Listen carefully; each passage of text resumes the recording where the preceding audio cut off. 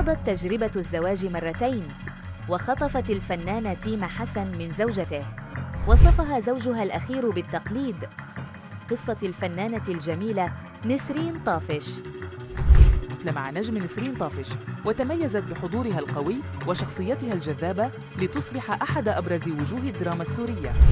ولدت في حلب وتربت في عائلة أدبية، أبوها الشاعر الفلسطيني يوسف طافش، وأمها جزائرية من وهران. بعد حصولها على الثانوية درست بالمعهد العالي للفنون المسرحية بدمشق، وتخرجت منه وساهمت بعدد من الأدوار الصغيرة في الأعمال الدرامية. شاركت المخرج باسل الخطيب في مسلسل هولاكو لتكون بجانب عدد من النجوم مثل عبد الرحمن آل رشي وهاني الروماني وصباح الجزائري وأيمن زيدان.